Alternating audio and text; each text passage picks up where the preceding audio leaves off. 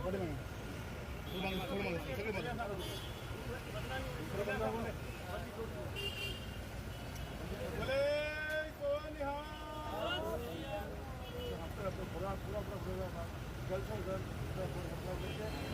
लाने के लिए 11 दिनों का इलेक्शन कराना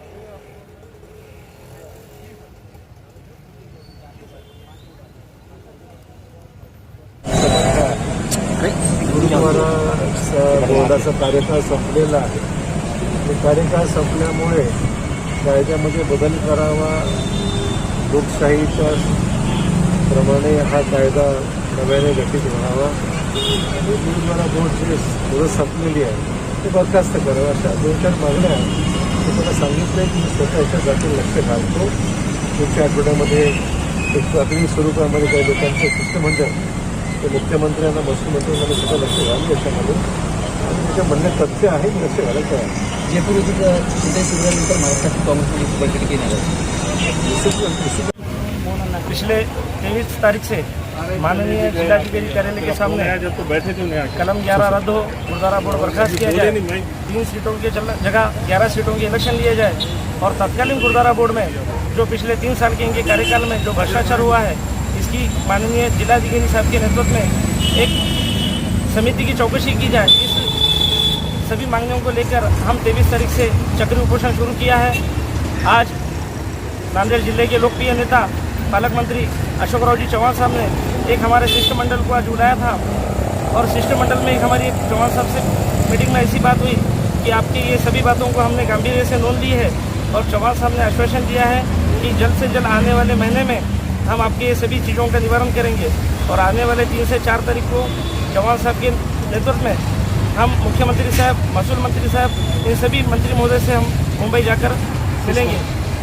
आज उस बैठक के अंदर नामदार पालक मंत्री चौहान साहब जी ने एक हमें आश्वासन दिया है कि तुरंत आप इस उपोषण को पीछे लिया जाए और ये तात्काल के लिए जब तक चौहान साहब के आदेश पर हमने आज उपोषण को पीछे लिया है और आने वाले अगर से महीने भर के अंदर ये हमारी मांगे पूरी नहीं हुई तो फिर से चक्रीय उपोषण की आमरण उपोषण की शुरुआत की जाएगी। वाहिगुरु जी का खालसा, वाहिगुरु जी की फतेह। बाबा फतेह सिंह जी बहुउद्देशीय सेवाभावी संस्था की ओर से और हाजुरी साथ संगत की ओर से पिछले 5-6 दिन से आंदोलन शुरू था जो चक्रीय उपोषण के माध्यम से जिले के पालक मंत्री सम्मान्य श्री अशोकराव जी चौहान साहब और अमर भाई राजूकर जी ने इसमें मध्यस्थी लिए सिख समाज के शिष्टमंडल को नियोजन भवन में बिठाया। सिख समाज की और उनकी बैठक हुई, बैठक बहुत समाधानकारक रही और जो हमने मांग रखी थी उन्होंने कहा आपकी मांग पूरे समाज हित की है और वो मांगों को हम जल्दी मान्य करेंगे और यहाँ का एक शिष्टमंडल वो खुद के नेतृत्व में सम्मान्य मुख्यमंत्री जी और सम्मान्य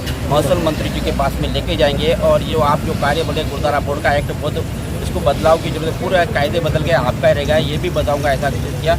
और यहाँ पे हमारे मंच पे आके जो हमारे उपोषण करते प्रेमजीत सिंह जी शिलेदार, उसी प्रकार से हमारे इंद्रजीत सिंह ज्येष्ठा जी उनको वहाँ पे उन्हें नींबू शरबत दे के किया और ये आंदोलन यहाँ पे सब समाज के लोगों ने यहाँ पे ऐसा निर्णय लिया है कि करें और सर ने हमें वहाँ पे पालक मंत्री जी ने 3 तारीख के लिए बुलाया है।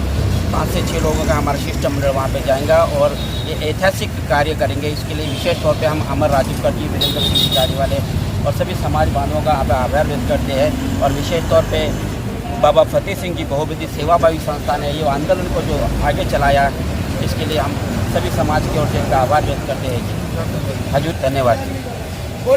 हमारे यहाँ फर्नीचर, पलंग, सिंगारदान, सोफा सेट, अलमारी, डाइनिंग टेबल, कंप्यूटर टेबल और दीगर कंपनियों के फर्नीचर दस्तयाब है।